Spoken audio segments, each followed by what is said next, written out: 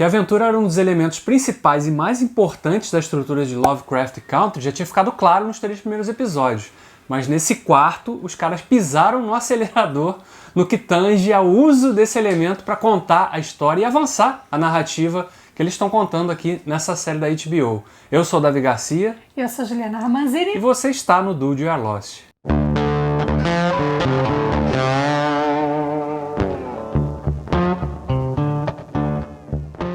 Impossível você ter assistido esse episódio e não ter lembrado ou comparado com os grandes filmes de aventura aí dos anos 80, Indiana Jones, né, toda a trilogia. A trilogia não, tem mais um filme, né? Eu sempre esqueço. Quadrilogia. Quadrilogia. Tudo por uma Esmeralda. Aqueles filmes até os Goonies mesmo, os né? Os Goonies, exatamente. Se você não lembrou, é porque você é muito novo, né? E deveria ver esses filmes, inclusive. Exatamente. Pois é, esse quarto episódio, A History of Violence, que é o título desse episódio, ele trouxe muito disso, né? Esse elemento fantástico das aventuras da descoberta, do mistério que está sendo investigado, que você descobre ali uma catacumba, tem um elemento, um MacGuffin, né? Que é o elemento que é usado nos filmes para mover uma história. Eles estão em busca de um livro ali que teria um segredo que poderia dar poderes ali pro Tiki, né? E pra família, para proteger a família dele ali daqueles... E vão descobrindo pistas, encontrando caminhos e em busca e passando por obstáculos, né? Aí o episódio começa já daquele, né, que é a assinatura da série, né? Abordando o tema do racismo de formas diferentes, né? Aqui o episódio começa até ali com um discurso ali que o Montrose está assistindo na televisão, né? Ou no rádio.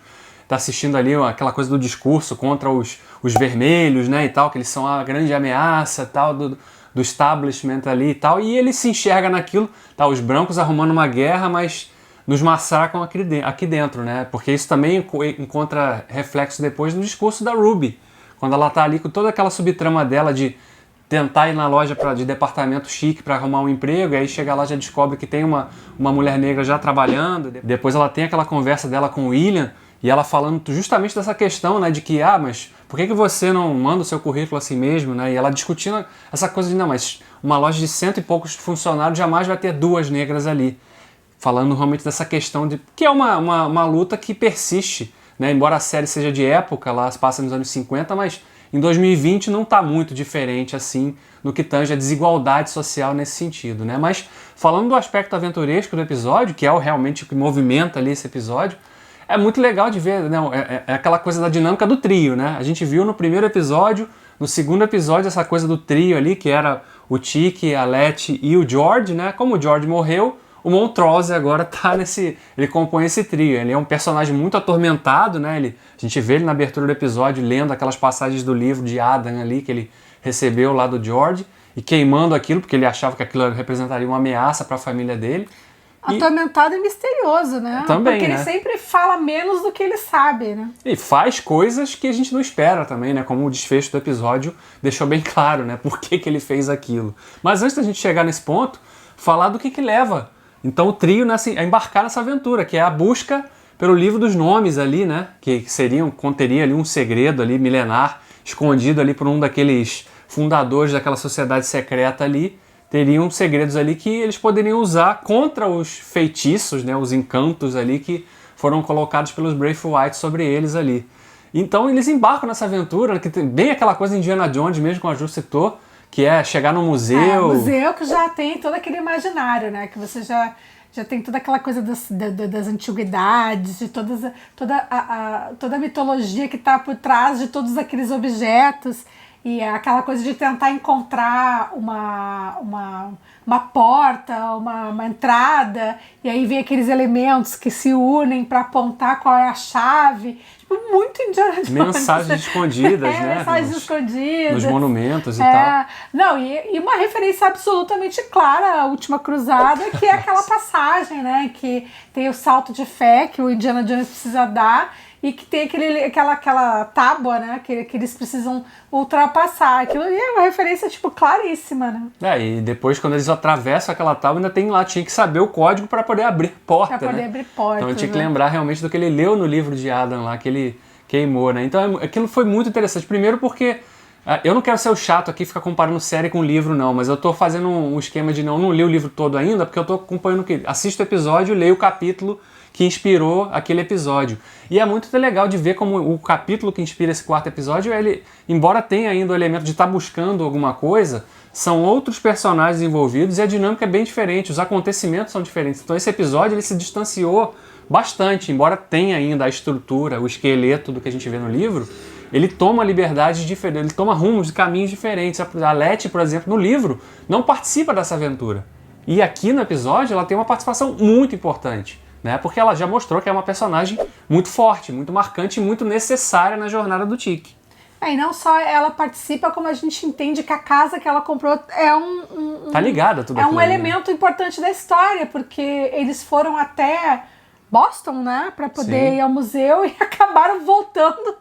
Descobriram o corpo daqueles invasores da casa dela lá. Ou seja, estava ligado àquele subsolo da casa, onde eles encontraram aquela sala secreta com todos aqueles corpos e aquela figura super misteriosa, né, que se ressuscitou. Tava mumificada ali, né, numa espécie de... Que voltou à vida, que era meio homem, meio mulher, cheia de mistérios, que tinha sido... Uma língua estranha, né, que o Atticus conseguia decifrar e entender, né. E ela tinha sido trazida pelo Titus, né, porque, na verdade, porque ela conseguiria interpretar o que estava escrito nessas páginas perdidas, e ao se negar a fazer isso, ela foi presa ali numa espécie de maldição, né, em que os familiares todos dela mortos, e ela voltou à vida.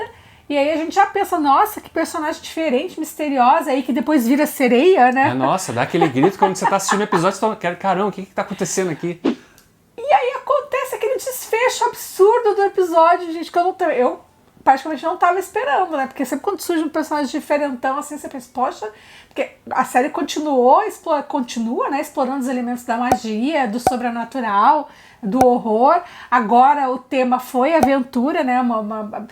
É engraçado, né? Brinca com os gêneros. É engraçado, né? Isso, né? Porque parece que a série tá fazendo essa homenagem aos grandes gêneros, né, do cinema. Não, e acho que é curioso como ela consegue misturar gêneros diferentes e faz todos eles funcionar, né? É curioso isso, porque é difícil de você conseguir contar uma história que, tudo bem, os episódios, como a gente citou no vídeo do episódio anterior, eles têm ali um começo, meio e fim, tem uma historinha que se resolve dentro desse episódio, mas claro, eles estão ampliando uma história maior, né, que está sendo contada na temporada. Tanto é que a gente viu ali a participação da Cristina, a gente viu que tem aquelas hospedarias, né, são várias, ou seja, aquilo está espalhado pelos Estados Unidos. A gente vê ali aquela tentativa do William de se aproximar da irmã da Letty. Então, assim, tem alguma coisa acontecendo por trás a mais que a gente ainda não sabe o que é. Mais do que a Cristina disse, mais do que os personagens já entenderam ou compreenderam. E é uma coisa que a gente não citou ainda nos vídeos anteriores aqui, que eu acho que nesse episódio ele fica bem destacado, é o uso da trilha. Porque, né, a gente está vendo uma série de época e ao mesmo tempo uma trilha moderna. Né? Começa com Rihanna, né? E com muitas músicas de cantoras, né? Só teve o Marilyn Manson em um ponto do episódio lá, que é naquela cena que o William se envolve com a Ruby ali, que eles chegam na casa e começam a tocar aquela música do Marilyn Manson, que já tinha aparecido também no episódio 2, inclusive, né? Então a Misha Green, que é a autora da série, que é a showrunner da série, ela parece gostar muito do Marilyn Manson e, claro, dá sempre espaço para cantoras, né? E as trilhas sempre funcionam bem, porque elas traduzem um pouquinho do que é o estado de espírito de um personagem ou outro, né?